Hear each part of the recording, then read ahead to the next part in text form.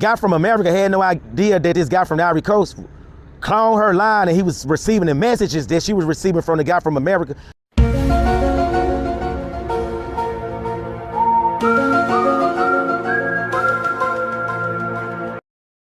What's going on, guys? This is one and only Travel Time with Paul. Make sure you like and subscribe, share this video.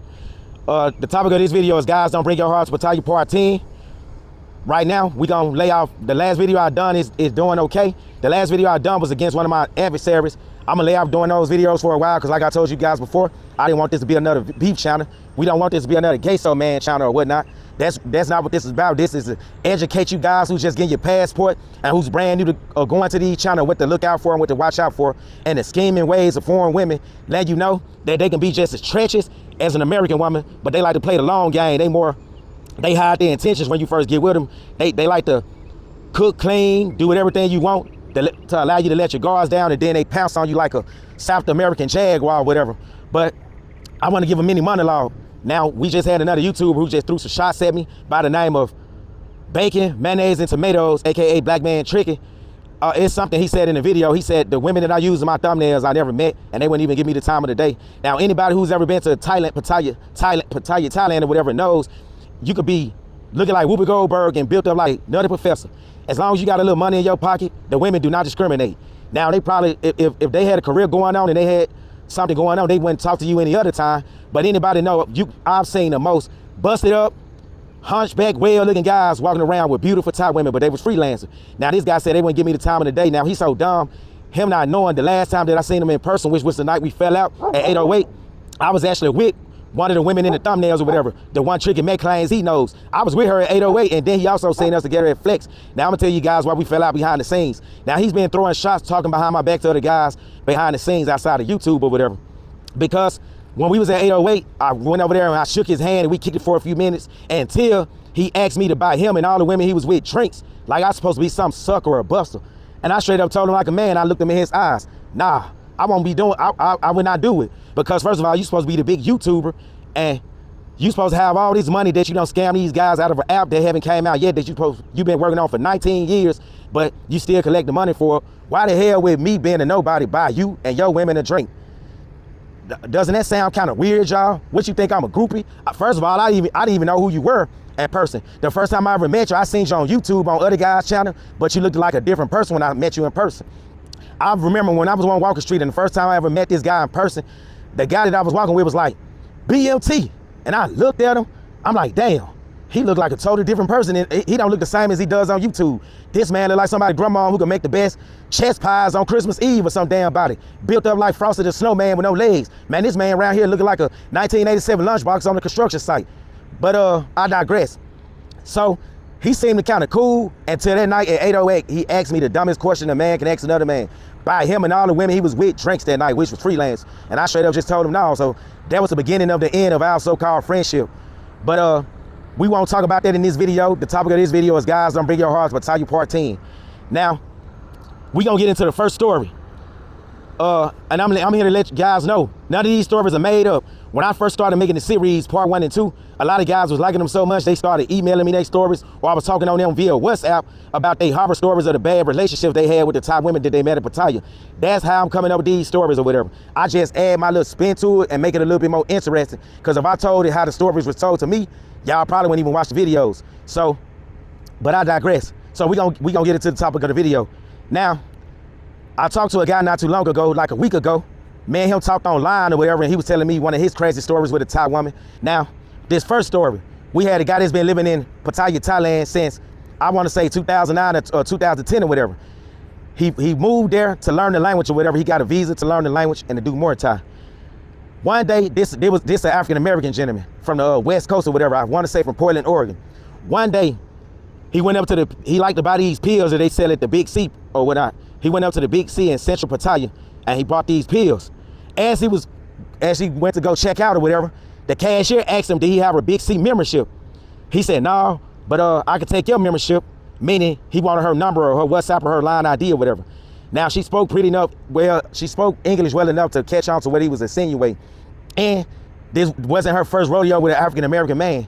But little did he know, this woman was married to a guy from the Ivory Coast. She was married to this guy for 7 years or whatever, but he didn't know that. So they exchanged line IDs or whatever, and they used to have long conversations over the phone, and they talked for a while. He kicked it with her a few while, and make a long story short, he had some bedroom action with her.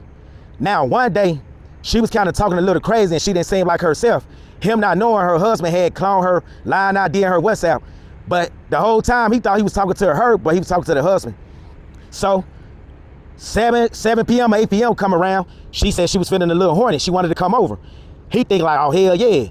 Our first section was great. I wouldn't mind doing the second section with you. So she asked for his, he moved to another location or whatever. He wasn't living at the same condo. So she asked for his new address or whatever.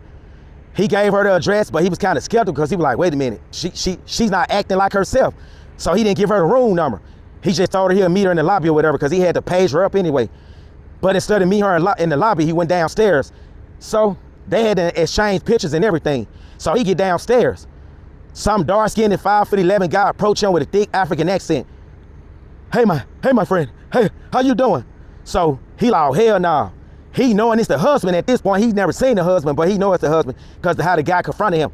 So he got on the defense. The guy from America got on the defense. Man, what the fuck you doing around here? Hey man, what's your problem? That guy from the Ivory Coast, no, I don't want to fight you. I don't want to fight you. I just came to talk.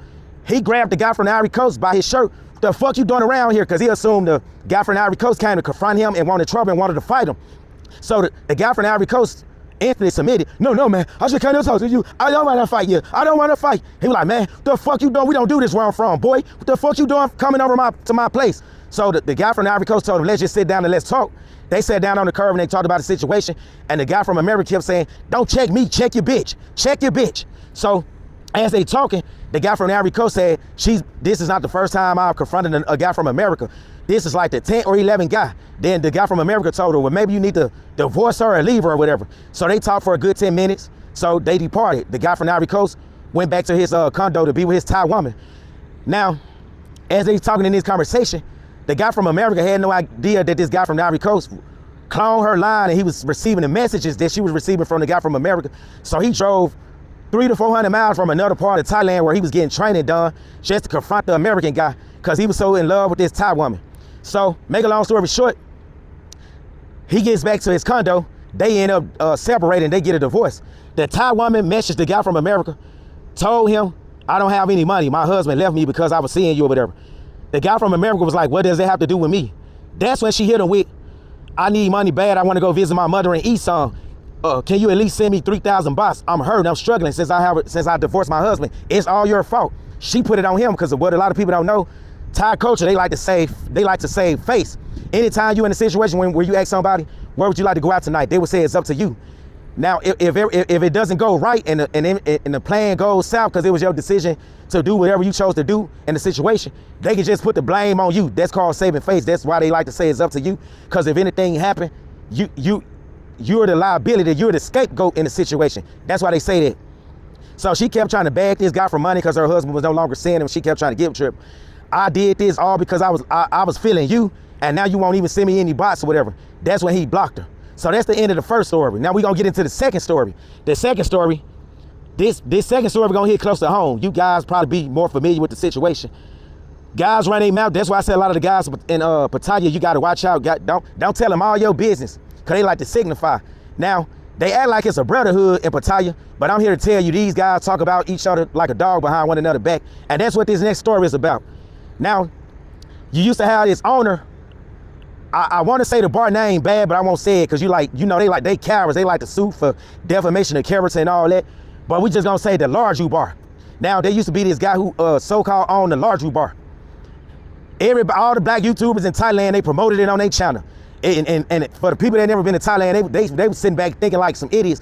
Oh, black excellence. They doing well, you doing good. I'm gonna come to Thailand and I'm gonna own a business. Not knowing you can never be a real business owner in Thailand.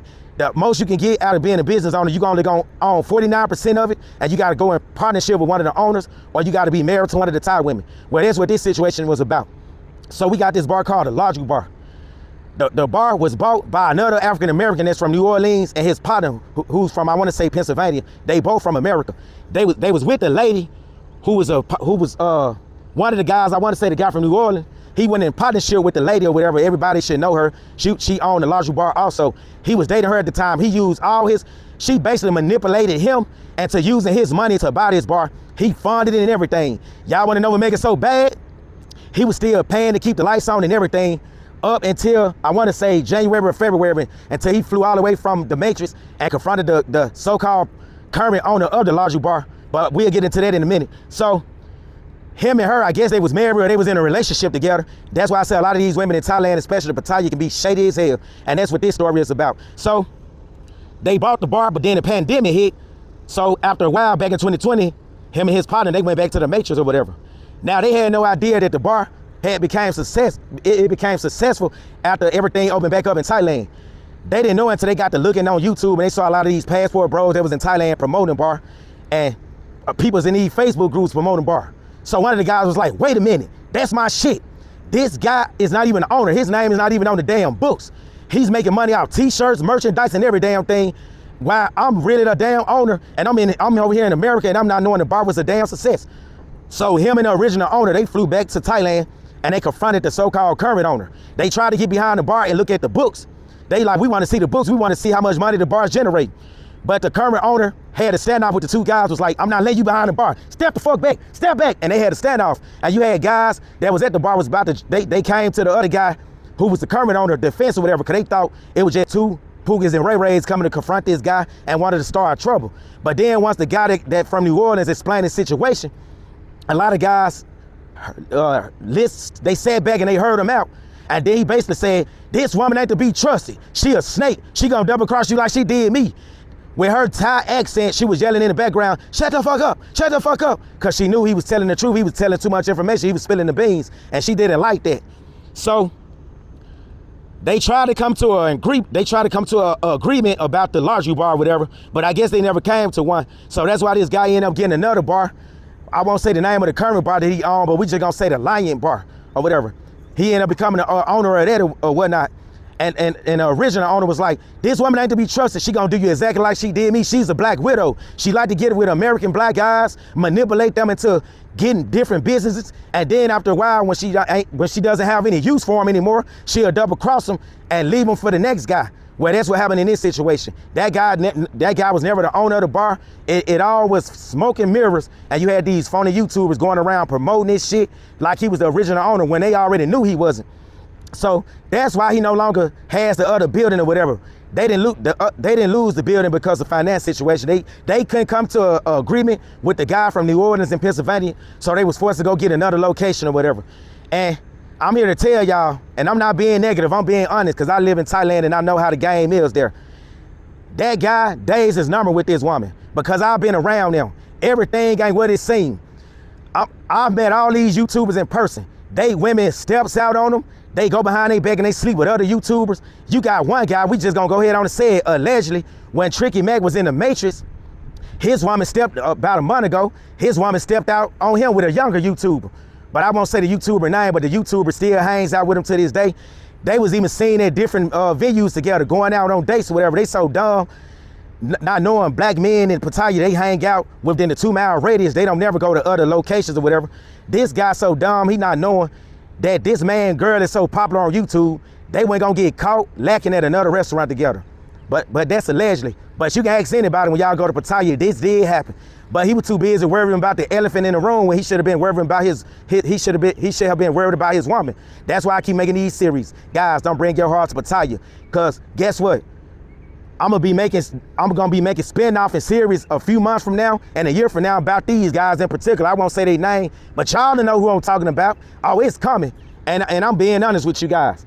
Cause I know a lot that's going on behind the scene that you guys don't know about. Yeah, I know a whole lot. So stop thinking everything. Stop getting these comment section on these guys' videos. Oh man, that's gold. That's what I want. So you want a Thai woman with tattoos everywhere, showing all her flashes. You want a slut in another country, but y'all be the same guys talking about women in the Matrix that look just like these women. Y'all be talking about them bad like a dog, but then y'all go to these other countries and uplift prostitutes. That's basically what they are. All the women ain't, but the women y'all going after are prostitute. And I got a question for you guys. Y'all know there's a pattern here. Every black YouTuber that's in Pattaya that's got a name for themselves, They leave one country after they don't blew up the spot in one red light district, and they go to the next one and blow the spot up. Every last one of them was in Sosua, DR, or in Dominican Republic at one point, talking about how great it was. This the best place you could come and get a submissive woman, lead the matrix, come to the DR. Then when they blew the spot up down there, and they talking so bad about the so-called Pookies and Ray Rays, cause that's what them took over Sosua. Now, look where they at now, in Pattaya. Basically the damn Sosua of Southeast Asia. Blowing the spot up there, talking about how great it is, how you can come find a traditional woman, and now the spot is being blown up there, and now they complaining. What y'all gonna do next? Go to Vietnam and Cambodia and blow the spot up there? I'm telling y'all guys, these guys ain't to be trusted. They snakes. They water moccasins and Eastern Diamondbacks if I ever seen one. But I digress. Now, if you guys think I'm just hating, which I'm not, I'm honest. I like to give you guys the right instruction, because without the right instruction, you're gonna be on the self-destruction. Like a lot of these guys that's in Pattaya right now. Let's take bacon, mayonnaise, and tomatoes, that YouTuber. Let's take him for example. Y'all notice every time y'all see a YouTuber, y'all never see him with a study girlfriend, but this guy so-called started Passport Bro, talking about to come over here and you can get a traditional woman. But every time I've seen him in person, he was with a woman that looked suspect. The first time I seen him, he was with a woman that was built up like a lady boy. Not saying she was a lady boy, but she did look like one. She looked like she was around 45 with high cheekbones, built up like a damn mailbox and shit.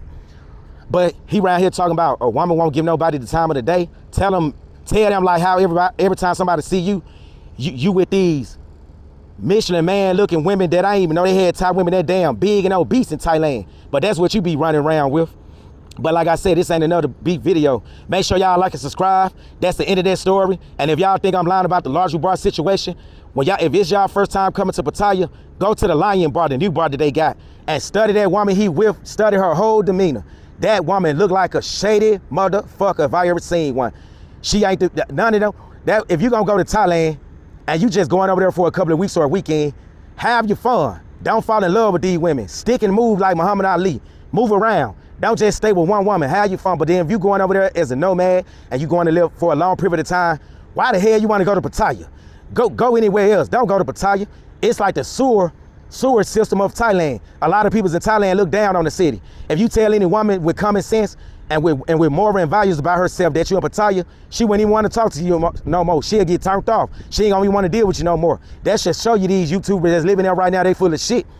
And then you had one YouTuber said, I'm lying about everything that I'm saying that's going on.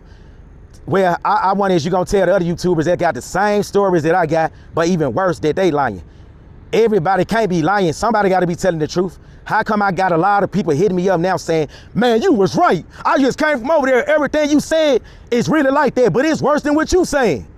But I'm lying though? Nah, you the one lying to get that money because you can't afford to live in Pattaya no other way. So you lying to get money off them lame ass Passport Bro shirts that look like they came straight from a Dollar Tree rack or some damn where. You lying to get money off that app that's supposed to came out in 1996 but haven't came out yet. And then, man, hey, to be honest with you, I really don't care to talk about them fellas no more. I'd rather just to keep my momentum up and just go on with my channel because my channel is brand new and I didn't have to talk about them to get the subscribers I got. Now, I will admit, I had 2,500 subscribers when I was just doing these series. But when I diss one individual that's supposed to be like the biggest black YouTuber over there, I gained at least 900 subscribers in 2 days. But if I wanted to continue on with beef shit, since I see how fast I gained the subscribers, I could have just kept making videos about them. But I'd rather just keep it authentic, bring you guys one-of-a-kind, unique content, and keep it moving. This channel is not a beef channel, and I told you guys that before. But make sure you like and subscribe. Until the next time, I'm out. 1.